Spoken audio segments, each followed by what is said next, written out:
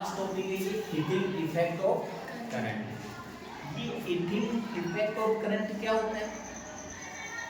जैसे अपन रेजिस्टेंस होता है उसको बैटरी के साथ कनेक्ट करते हैं तो रेजिस्टेंस में इलेक्ट्रॉन होता है, इलेक्ट्रॉनों में आपस में टक्कर होती है तो एनर्जी का लॉस होता है जिसके कारण वो रेजिस्टेंस क्या कर देता है, थोड़ी सी हीट करता है। वो हीट एनर्जी के रूप में निकलती है तो उसको क्या कहा जाता है? Heating effect of current. जैसे मैंने ये रेजिस्टेंस जोड़ दिया, यहाँ मैंने एक बैटरी जोड़ दी, यहाँ मैंने की लगा दी, यहाँ मैंने एमीटर जोड़ दिया। ये इसका नेगेटिव पोल, ये पॉजिटिव, ये V वोल्ट की बैटरी है, यहाँ से आई करंट गई।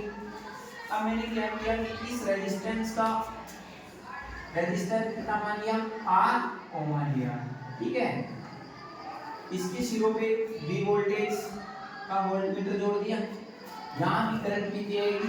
I। ये इसका कौन सा टर्मिनल है? नेगेटिव, ये पॉजिटिव। अब होता है क्या है कि इस वाले वायर ये क्या होता है? इंसुलेटर होता है कि कंडक्टर होता है? ये कंडक्टर है। तो कंडक्टर में क्या होता है कि ये आपका जो वायर है इसको ऐसे समझो, इस वाले वायर में बहुत सारे क्या होते हैं? इलेक्ट्रॉन। क्या होते हैं? इलेक्ट्रॉन। ये इलेक्ट्रॉन होते हैं कि नहीं होते? होते हैं। अब आपने यहाँ से V वोल्ट को अप्लाई किया, इलेक्ट्रॉन पे चार्ज कितना होता है? Q। अब क्या होगा इसमें कि ये इलेक्ट्रॉन है, अब इधर आपने बैटरी को जोड़ दिया, ये इसका नेगेटिव टर्मिनल ऐसे जोड़ दिया, तो ये नेगेटिव टर्मिनल इस वाले इलेक्ट्रॉन को धक्का लगाएगा, ये इस वाले को लगाएगा, ये इस वाले को लगाएगा, ये भी, फिर ये इलेक्ट्रॉन किधर आ जाएगा? इस पे नेगेटिव और इस पे ये अट्रैक्शन हो जाएगा। तो कुछ समय बाद में इन इलेक्ट्रॉनों की आपस में टक्कर के कारण ये वायर क्या हो जाएगा? हीट हो जाएगा। इसका मतलब क्या हुआ कि इस वाले आवेश को, ये क्यू आवेश है, इसको बैटरी के एक टर्मिनल से दूसरे टर्मिनल तक लाने में जितना वर्क किया जाता है, कितना वर्क किया जाता है? W। और बैटरी पीछे से कितना धक्का लगा रही है? V। अपन जानते हैं कि वोल्टेज बराबर क्या होता है? Work upon charge. पीछे पड़ गया है। और अपन जानते हैं कि ये जो बैटरी है इसने कितना काम किया? W। पीछे से चार्ज कितना आया? Q। अपने को W ही तो चाहिए, तो W आपके पास कितना निकल के आया?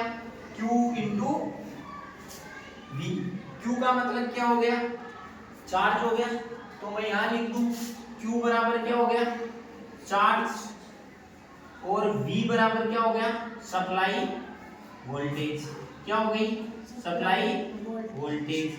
तो हीटिंग इफेक्ट क्या हो गया कि बैटरी के एक टर्मिनल से, ये नेगेटिव टर्मिनल, उसके द्वारा Q चार्ज को बैटरी के दूसरे टर्मिनल तक पहुंचाने में जितना काम किया जाता है वो क्या कहलाता है? वर्क। और अपन जानते हैं, क्या जानते हैं अपन? वर्क पावर फॉर्म होती है, वो क्या बोलती है कि वर्क किसके इक्वल होगा? एनर्जी की। किसके इक्वल होगा? एनर्जी। अब एनर्जी किसके रूप में निकल रही है? हीट के। तो मैं वर्क W बराबर H लिख दूं। H बराबर क्या पड़ गया है? Q गुना V। तो मैं H बराबर Q इंटू V लिख दूं। इतना समझ में आया कि नहीं है? उसके बाद में अपन क्या जानते हैं? अपन एक चीज और जानते हैं, अपने को कितनी चीज चाहिए? एक तो क्या चाहिए अपने को? Q चाहिए। क्या चाहिए? Q। और क्या चाहिए अपने को? V चाहिए। अब एक बात बताओ, I बराबर क्या होता है? Q अपॉन T होता है। तो मैं इस कैपिटल Q की जगह स्मॉल q लिख दूं, तो स्मॉल q बराबर I इंटू T हो गया। तो एक तो स्मॉल q की वैल्यू कितनी आ गई? इसको मैं इक्वेशन नंबर 1, इसको इक्वेशन नंबर, उसके बाद में एक क्या चाहिए अपने को? V। ओम्स का ला क्या बोलते हैं? V बराबर I गुना तो v की जगह मैं क्या रख दूं, इसको इक्वेशन नंबर 2 रख दूं। फिर मैं ऐसे लिखूं, इक्वेशन 1 में किसकी वैल्यू रख दूं, q and v value put करने पर, तो पुट करो h बराबर इसकी जगह q की जगह क्या आ गया, i गुना t आ गया, इनटू इसकी जगह i गुना r आ गया। अब देखो h बराबर क्या आ गया आपके पास, h बराबर i कितनी बार आया, तो मैंने क्या लिख दिया, i square r into t। तो ये तो होता है heating effect of electric current. अब यहां देख लो इसके बारे में क्या क्या लिख रखे हैं, अपन जानते हैं इस वाली जगह H बराबर क्या हो गई, प्रोड्यूस हीट हो गई, हीट किस में होनी चाहिए, जूल में, ठीक है। उसके बाद में I बराबर क्या हो गया, I बराबर क्या हो गया, करंट क्या हो गई, करंट किस में होनी चाहिए, एम्पियर में। उसके बाद में क्या हो गया, T, T किस में होना चाहिए, सेकंड में। उसके बाद में क्या बच गया, एक क्या बच गया, R, R क्या होता है, रेजिस्टेंस होता है, वो किस में होना चाहिए, ये होता है हीटिंग इफेक्ट ऑफ करंट। तो मैं ऐसे लिखूं, H कितनी होगी, I square R into T। अब T क्या होता है, मैंने बोला 5 सेकंड तक इसमें करंट प्रवाहित की, तो T कितना लेना है, 5 सेकंड। ये वायर भाई आप इसको 1 घंटे तक करंट फ्लो करोगे तो 1 घंटे तक ही तो गर्म होगा, 5 मिनट तक करोगे तो 5 मिनट तक गर्म। इलेक्ट्रिक पावर का मतलब क्या होता है, वैसे ही समझ रहे हैं।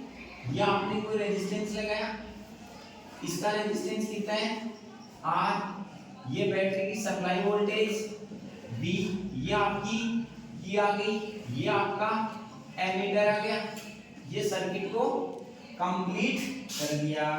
फिर देखो ये बैटरी के इस वाले सिरे से कितनी करंट निकली, I, आगे कहाँ गई I, इसको नापने के लिए V वोल्ट का वोल्टमीटर लगा दिया। तो आपकी पावर क्या होगी, पावर का सूत्र क्या होता है, पावर होती है work upon time, work upon time. Work क्या होगा, इस रेजिस्टेंस है, मैं इस वाले रेजिस्टेंस को ऐसे बना दूं, यहाँ इलेक्ट्रॉन है, यहाँ भी इलेक्ट्रॉन है, यहाँ भी इलेक्ट्रॉन है, इस वाले वायर को मैं बैटरी से जोड़ दूं, ऐसे जोड़ दिया मैंने, फिर सर्किट को कंप्लीट कर दिया। तो यहाँ जो Q चार्ज है उसको बैटरी के एक टर्मिनल से दूसरे टर्मिनल तक लाने में जितना काम किया जाएगा वो तो क्या हो गया उसका वर्क, और इसको लाने में जितना टाइम लगेगा वो उसका क्या हो गया टाइम, उसी को क्या कहा जाता है पावर। तो मैंने क्या बोला, Q चार्ज है, Q चार्ज को वन टर्मिनल ऑफ बैटरी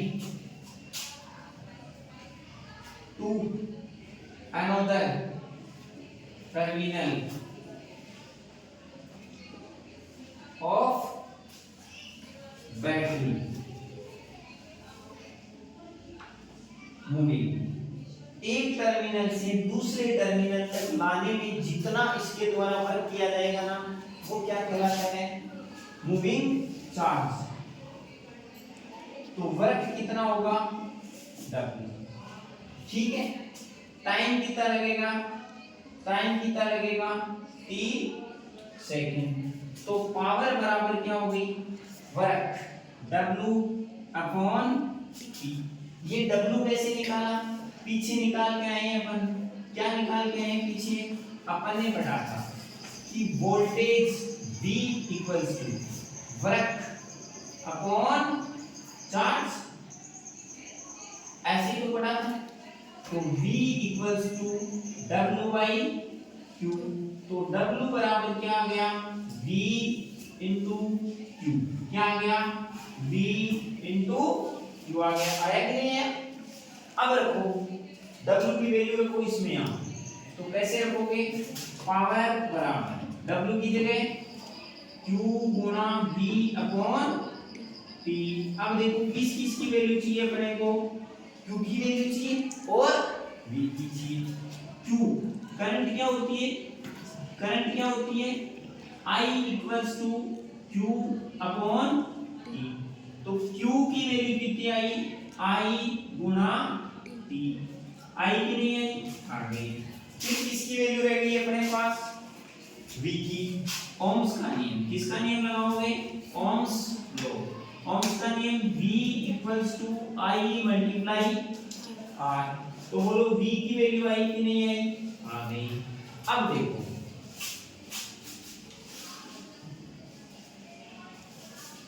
अब देखो put the value of Q and V इन, इसको मैं इक्वेशन नंबर 1। तो एक वाली इक्वेशन में किस किस की वैल्यू रखनी है, इनकी रखो। P इक्वल्स टू क्या आ गया, Q की जगह क्या रखनी है आपने, I गुना T। फिर क्या करना है अपने को, मल्टीप्लाई। फिर किसकी वैल्यू रखनी है, V की जगह क्या रखोगे, I गुना R। डिवाइड बाय किससे करोगे, T से। T कट गया तो पावर बराबर क्या आई, I स्क्वायर इंटू R। अब एक चीज और बच गई, ये जो पावर आती है किसमें आएगी, सीरीज में। क्यों, सीरीज में I क्या रहती है, सेम। बट पैरेलल में पूछे तो पैरेलल में क्या होगा, पैरेलल में V क्या होती है, सेम। तो किसको गाइड करोगे, I को। तो V इक्वल्स टू I गुना R। I की वैल्यू कितनी आ गई, V अपॉन R। I की वैल्यू किसमें रखोगे, इसमें रखो। तो P बराबर I की जगह क्या रखोगे, V स्क्वायर, नीचे R स्क्वायर गुना R। देखो R से R की पावर कटिंग, तो नीचे सूत्र क्या बचेगा, P बराबर V स्क्वायर अपॉन R। ये पावर किसमें आएगी, पैरेलल में। ये पावर किसमें आएगी, सीरीज में। ये तीन चीजें अपने को याद रखनी है। जो एसआई यूनिट होगी वो क्या होगी, वोल्ट। क्या होगी, वोल्ट। वोल्ट क्या होगी, जूल पर सेकंड। जूल पर पावर। पावर का जो आपको मैंने एसआई यूनिट बताया, वाट। ये वोट होता है ना, वाट, ये वेरी स्मॉल यूनिट होती है। ऐसी होती है वेरी स्मॉल यूनिट। तो अपन इसको डेली लाइफ में मापने में यूज नहीं करते। उसकी जगह कौन सी यूनिट काम में लेते हैं, कॉमर्शियल यूनिट। और वो कितनी होती है, वो हमेशा 1 किलो वाट आवर के बराबर होती है। अब ये क्या होता है सर, इसको खोलो। एक की जगह कितना रखना है, 1 किलो का मतलब कितना होता है, 10 की घात 3, 10 टू द पावर 3। तो मैं इसको ऐसे लिख दूं 1 2 3। अब मेरे को इसको किससे मल्टीप्लाई करना है, आवर। एक आवर में कितनी सेकंड होती है, 3600 सेकंड। अब आप इसको मल्टीप्लाई करो तो आपके पास आंसर कितना आएगा, आंसर आएगा 3 6 1 2 3 4 5। ये इतना क्या आ गया आपके पास, जूल। क्या आ गया पास, जूल पर सेकंड। अब देखो ये 1 किलो वाट के बराबर है कि नहीं है, आ गया। अब इसको चेंज करो, 3.6 10 टू द पावर 6। एक और क्या लिखेगा वो,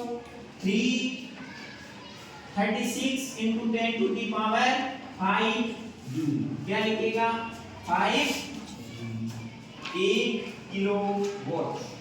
अब इसमें न्यूमेरिकल क्या बनेगा, उसमें न्यूमेरिकल ये बनेगा कि एक घर है, उस घर में 5 फैन है, वो प्रतिदिन 8 घंटे चलते हैं। एक यूनिट की जो वैल्यू है वो 3 रुपए है, तो बताओ 30 दिन का बिल कितना आएगा? तो आपको टाइम आवर में लेना है, ठीक है, और ये किलो की जगह किलो ही रखना है, उसको गुणा करके निकाल लेना।